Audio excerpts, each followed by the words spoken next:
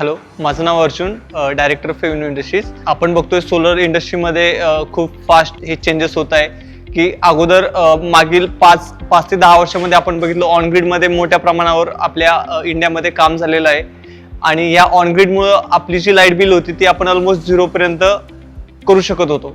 पण आता जे नवीन गव्हर्नमेंटचे नॉर्म्स आले, जे MSDCLचे जे नॉर्म्स आलेले आहेत, त्यानुसार आपल्याला जर इलेक्ट्रिसिटीचे जे चार्जेस कमी करायचे असेल तर त्यासाठी आपल्याला सर्वात महत्त्वाचा घटक आहे हा BSS, ज्यामध्ये आपण डे टाईमला ज्यावेळेस सन अवेलेबल असतो त्यामध्ये बॅटरीमध्ये एनर्जी स्टोअर करू शकतो आणि ज्यावेळेस आपल्याला याची गरज असते, ज्यावेळेस लोडशेडिंग असतं किंवा पीक अवर्समध्ये, की ज्यावेळेस इलेक्ट्रिसिटी डिमांड चार्जेस जास्त असतात, त्याचे चार्जेस पण जास्त असतात, त्यावेळेस आपण हा आपला प्रोडक्ट युटिलाइज करून आपलं जे इलेक्ट्रिसिटी चार्जेस आहे हे मोठ्या प्रमाणावर कमी करू शकतो. ऑलमोस्ट आपण 0 पर्यंत ते रिड्यूस करू शकतो. अगोदर ज्या हायब्रिड सिस्टम होतात त्यामध्ये लिमिटेशन असायचं आपल्याला बॅटरी साईजचं, लोडचं, पण आता अशी सोल्युशन मार्केटमध्ये आपल्याजवळ आलेली आहेत ज्यामुळे आपण इंडक्टिव्ह लोड असेल, रेजिस्टिव्ह लोड असेल किंवा कॅपॅसिटिव्ह लोड असेल, सर्व प्रकारचा लोड आपण याच्यावरती रन करू शकतो. आपल्याला इव्हन ग्रीडची सुद्धा या सिस्टममुळे आवश्यकता पडत नाही. आपण याच्यामध्ये सोलर पॅनल पासून इलेक्ट्रिसिटी डायरेक्ट AC मध्ये कन्वर्ट करू शकतो किंवा DC बॅटरी आपली जी बँक आहे याच्यामध्ये त्यातूनही आपण पॉवर ही AC मध्ये कन्वर्ट करू शकतो, ज्यामुळं आपल्याला जे पॉवरचं जे अनइंटरप्टेबल सोर्स यामधून भेटतो. सोबतच या सिस्टम मध्ये आपण जेनसेट पण इंटिग्रेट करू शकतो. ज्यावेळेस आपली बॅटरी डिस्चार्ज होईल, सोलर पॅनल अवेलेबल नसेल, त्यावेळेस तो ऑटोमॅटिक EMSचं काम करेल आणि आपला लोड जो आहे तो पूर्ण जेनसेटवरती शिफ्ट करेल. आणि याची जर इलेक्ट्रिसिटी कॉस्ट बघितली, ही इफिशियन्सी आपल्या बॅटरीची ऑलमोस्ट 90 to 95% इफिशियन्सी असते. त्यामुळं आपण जेवढी एनर्जी यामध्ये स्टोअर केली, आपल्याला त्यातील मॅक्झिमम एनर्जी ही कन्वर्ट करून आपल्याला युजेबल एनर्जी म्हणून यूज करता येते. तर या सिस्टमची जी लाईफ आहे 6000 लाईफ सायकल या सिस्टमची आहे, तर मिनिमम 10 इयर्स पर्यंत या सिस्टमची आपल्याला लाईफ भेटणार आहे. त्यामुळं जो ROI वगैरे जो बघतोय आपण, तो अतिशय कमी वर्षामध्ये याचा ROI जनरेट होतोय. त्यामुळं फायनान्शियल दृष्ट्या बघितलं आपण तर ही इन्व्हेस्टमेंट जी आहे अतिशय बिझनेससाठी किंवा कमर्शियल स्पेस, तुमचं हॉटेल्स असेल, रेस्टॉरंट्स असेल, तर या बिझनेसमध्ये आपण बघतोय की सर्वात जास्त आपल्याला पॉवरची नीड ही इव्हिनिंग टाइमला असते आणि त्यावेळेस सोलर पॉवर अवेलेबल नसते किंवा ग्रीडचे जे चार्जेस असतात ते महाग असतात. त्यावेळेस आपण ही आपली एनर्जी डे टाइमला बॅटरीमध्ये स्टोअर करून किंवा ग्रीडने बॅटरीमध्ये स्टोअर करून, ज्यावेळेस लो कॉस्ट असते त्यावेळेस ती स्टोअर करून ज्यावेळेस आपल्याला गरज आहे त्यावेळेस ती आपण यूज करू शकतो. आणि याचा मेन ॲडव्हान्टेजेस म्हणजे ही सिस्टम अतिशय कॉम्पॅक्ट आहे. तुम्ही मेगावॉटची जी पॉवर आहे तुमची, ऑलमोस्ट तुमचा 5 मेगावॉटचा पॉवर प्लांट असेल, 10 मेगावॉटचा पॉवर प्लांट असेल, ती अतिशय कमी स्पेसमध्ये तुम्ही ती पॉवर ह्या सिस्टममध्ये स्टोअर करू शकतात. फ्युचरमध्ये जी डिमांड आहे ती खूप मोठ्या प्रमाणावर आहे, ज्यामध्ये तुमचे पेट्रोल पंप्स आले, हॉस्पिटल्स आले आणि कमर्शियल स्पेसेस आले, मॉल्स वगैरे, त्यामध्ये ही सिस्टम यूज होईल. तर आता या सिस्टममध्ये आतमध्ये कुठले कुठले पार्ट्स आहेत ते मी तुम्हाला त्याचं इंट्रोडक्शन देतो. सर्वात अगोदर तर यामध्ये लिथियम बॅटरीचे मॉड्यूल आपण फिट केलेले आहेत. यामध्ये हा प्रत्येक मॉड्यूल 5 किलोवॉटचा आहे, ज्यामध्ये 16 किलोवॉट पण भेटतो, 5 किलोवॉट पण भेटतो आणि हा इंटिग्रेट करत करत आपण मेगावॉट स्केलपर्यंत याला एक्सपांड करू शकतो आपल्या रिक्वायरमेंटनुसार. मिनिमम जे पॅकची साईज असेल आपली ती 5 किलोवॉट असेल. 5 किलोवॉट पासून आपण 10 किलोवॉट, 15 किलोवॉट आपल्या रिक्वायरमेंटनुसार आपण हे चेंजेस करत जाऊ शकतो याच्यामध्ये. आणि सर्वात महत्त्वाचा पार्ट याचा जो हायब्रिड इन्व्हर्टर आहे, हा डेचा हायब्रिड इन्व्हर्टर आहे. यामध्ये सर्व आपण बॅटरीचे प्रोग्रामिंग यामध्ये सेट करू शकतो.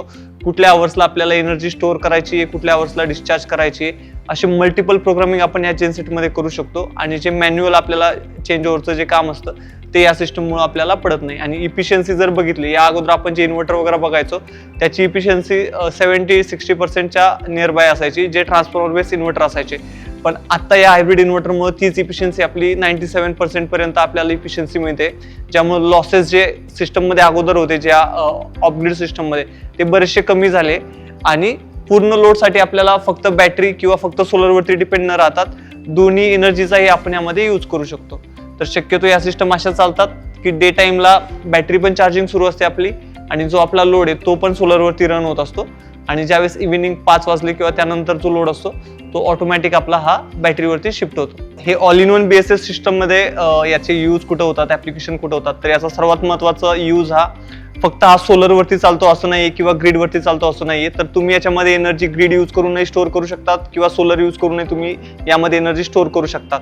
याचा सर्वात महत्त्वाचा फायदा हा शॉपिंग मॉल झाले, फंक्शन हॉल झाले, हॉटेल्स, रिसॉर्ट, फार्म हाऊस या सर्व ठिकाणी आपल्याला पॉवरची मोठ्या प्रमाणात रिक्वायरमेंट असते आणि ती रिक्वायरमेंट आपण या BSS मधून फुलफिल करू शकतो, जे की आपल्याला पीक मध्ये किंवा ज्यावेळेस ग्रीड अवेलेबल नसते, लोडशेडिंग असते, त्यावेळेस आपल्याला ही सिस्टम यूज करता येते आणि त्याच्यामधून आपल्याला मुबलक प्रमाणावर पाहिजे तेवढा लोड आपण त्यावरती चालू शकतो. तर लोडचं लिमिटेशन एकतर नसतं, यामध्ये आपल्या लोडनुसार हे सिस्टम डिझाईन करता येतं. आणि आता आपण जे बघतोय मार्केटमध्ये जे कमर्शियल रेट्स वगैरे जे लागत आहे आपल्याला 22 रुपीज, काही केसमध्ये ते ऑलमोस्ट 30 रुपीज पर्यंत ते चार्जेस जात आहे. ते चार्जेस आपण ही सिस्टम यूज करून ऑलमोस्ट आपण 2 to 3 इयर्सच्या ROI मध्ये ते आपण रिकव्हर करू शकतो. त्यामुळे ही सिस्टम जे फ्युचरमध्ये याची खूप चांगला आपल्याला फायदा होणार आहे. जे एकदा आपण बसवलं तर 10 इयर्स पर्यंत आपल्याला या सिस्टममध्ये कुठल्याही प्रकारचा मेंटेनन्स नाहीये. जसं की अगोदरच्या सिस्टममध्ये आपल्याला त्यात मेंटेनन्स असायचा, टॉपअप असायचं, इफिशियन्सी कमी असायचे. ते सर्व प्रॉब्लेम या सिस्टममध्ये सॉल्व्ह झालेले आहे. बऱ्याचशा केसमध्ये तुमचं हॉटेल असतं, रिसॉर्ट असतं, तुम्ही 4-5 वर्षापूर्वी सोलर इन्स्टॉलेशन केलेलं असतं, त्यावेळेस तुमचं लाईट बिल ऑलमोस्ट 0 झालेलं असतं.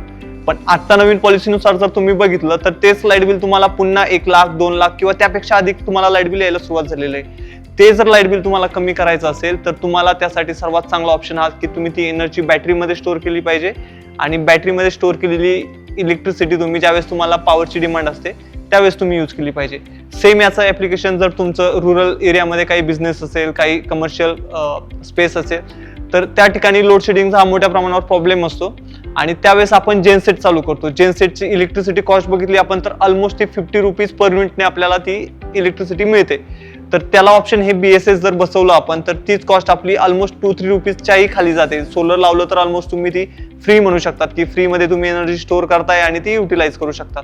आणि याच्यामध्ये जे पॉवर सोर्स जो असतो तो अतिशय स्टेबल देतो, यात फ्लक्च्युएशन नसतं किंवा ओव्हर व्होल्टेज, ओव्हर करंट असं काही होत नाही. त्याच्यामुळे तुमचे अप्लायन्सेस जे असतात ते लॉंग लाईफ चालतात आणि त्यांची लाईफही तुम्हाला चांगली मिळते. या ऑल इन वन ESS सिस्टमचे मेन फीचर मी तुम्हाला आता सांगणार आहे. या अगोदर एकतर आपला जो सोलर इन्व्हर्टर असायचा तो ऑन ग्रीड असायचा, जो फक्त ज्यावेळेस ग्रीड अवेलेबल आहे त्यावेळेस इलेक्ट्रिसिटी बनवायचा आणि एक्सपोर्ट करायचा. त्यानंतर ज्यांना ऑन ग्रीड नको आहे ते ऑफ ग्रीड इन्व्हर्टर बसवायचे की ते बॅटरीमध्ये सेव्ह करायचे आणि पॉवर यूज करायचे.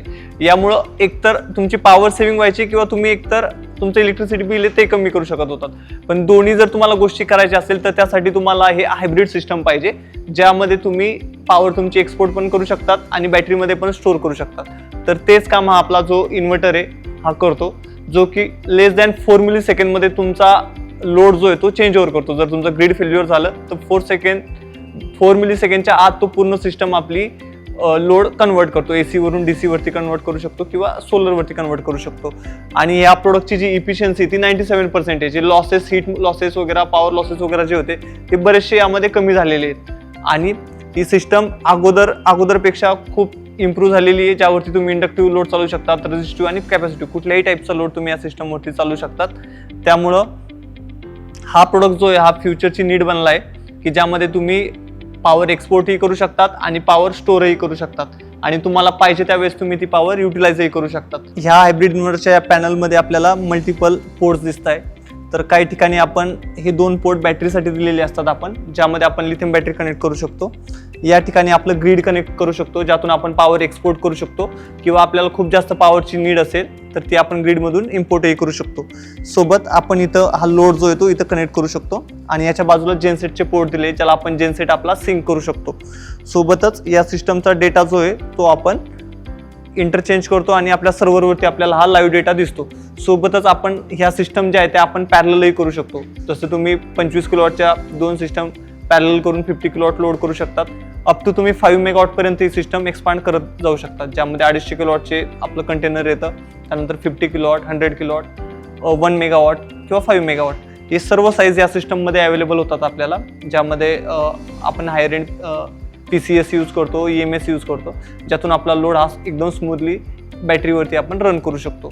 बऱ्याचदा आपल्याला प्रश्न पडतो की ही सिस्टम कशी यूज करायची, कुठल्या साईजचं प्रोडक्टची आपल्याला गरज आहे किंवा त्याचा बॅकअप किती असेल. तर सर्वात महत्त्वाचं या सिस्टमचा बॅकअप आपल्याला 2 तासापासून आपण 24 आवर्सपर्यंत याचा बॅकअप आपण एक्सपांड करू शकतो. आपल्या रिक्वायरमेंटनुसार आपण याची साईज कस्टमाइज करू शकतो आणि दुसरी गोष्ट की याच्यावर कुठल्या टाईपचा लोड चालू शकतो, तर यावर आपला सर्व टाईपचा लोड आपण यावरती रन करू शकतो. इंडक्टिव्ह, कॅपॅसिटिव्ह किंवा रेझिस्टिव्ह सर्व टाईपचा लोड या सिस्टमवरती आपण रन करू शकतो. बऱ्याचदा आपण बघतो की आपला सँक्शन लोड हा खूप जास्त असतो. 10 किलोवॉटच्या पुढे जो सँक्शन किलोवॉट असतो, 50 किलोवॉट असतो, 100 किलोवॉट असतो. त्यामुळे आपल्याला फिक्स चार्जेस वगैरे जे लागतात ते खूप जास्त लागतात. गरज नसताना आपण जर बघितलं आपल्या लाईट बिलमध्ये पीक डिमांड जी असते ती खूप कमी असते. बऱ्याचदा आपला सँक्शन लोड असतो 60 किलोवॉट, पण पीक डिमांड असते 15 किलोवॉटची. त्यामुळे आपल्याला जी चार्जेस जी लागतात ते ऑलमोस्ट डबल डिमांड चार्जेस लागतात. तर तेच आपण कमी करून आपल्याला जेवढ्या सिस्टमची गरज आहे तेवढी सिस्टम बसून यामध्ये खूप मोठ्या प्रमाणावर आपण यामध्ये इलेक्ट्रिसिटी चार्जेस हे कमी करू शकतो. आपण बऱ्याचदा बघतो आपल्या फॅक्टरीजमध्ये, आपल्या कमर्शियल स्पेसमध्ये जेनसेट आपण मोठ्या प्रमाणावर यूज करतो. ज्यावेळेस ग्रीड फेल्युअर असतं त्यावेळेस आपण जेनसेट ऑन करतो आणि हा जेनसेट प्रोक्युरमेंट कॉस्ट याची जरी कमी असेल तरी रनिंग कॉस्ट याची खूप जास्त असते, की त्याच्यामुळे आपली जी बिझनेसमधली ऑपरेशन कॉस्ट आहे ती बऱ्याच प्रमाणावर वाढते. ते कमी करण्यासाठी सोल्युशन जर तुम्ही बघत असाल तर आज हे सोल्युशन आपल्यासमोर अवेलेबल आहे. यामध्ये तुम्ही डे टाईमला किंवा ज्यावेळेस ग्रीड अवेलेबल आहे, सोलर अवेलेबल आहे, त्यामध्ये आपण ही एनर्जी स्टोअर करू शकतो. आणि ज्यावेळेस ग्रीड फेल्युअर असतं किंवा लोड शेडिंग असते त्यावेळेस आपण ही पॉवर यूज करू शकतो. याने काय होतं की तुमचं जे इलेक्ट्रिसिटी चार्जेस आहे, जे जेनसेटच्या मार्फत तुम्ही पॉवर घेता, त्याचा ऑलमोस्ट 50 रुपीजपर्यंत तुम्हाला ती कॉस्ट जाते, ज्यामध्ये तुमचा मेंटेनन्स आला, सोबतच नॉईज आणि एअर पोल्युशन ही मोठ्या प्रमाणावर त्या सिस्टममधून होतं. ते सर्व आपल्याला एलिमिनेट करायचं असेल तर यासाठी ही ESS सिस्टम आपण यूज करू शकतो. ही आपण सर्व प्रकारचा लोड यावरती चालू शकतो. मग तो तुमचा फॅक्टरी असेल किंवा तुमचा रेसिडेन्शियल लोड असेल, सर्व लोड आपण या सिस्टममध्ये चालू शकतो आणि तेही अगदी कमी स्पेसमध्ये.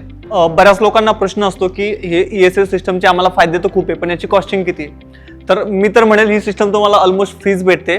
तुम्ही जे इलेक्ट्रिसिटी चार्जेस जे इलेक्ट्रिसिटी प्रोव्हायडरला भरताय तेच जर तुम्ही 1 वर्षाचा खर्च या सिस्टमवरती केला वन टाइम, तर तुम्हाला पुढील 10 वर्षे हा फ्रीमध्ये इलेक्ट्रिसिटी प्रोव्हाइड करेल आणि जे की खूपच चांगल्या प्रकारे काम करेल तुमच्यासाठी.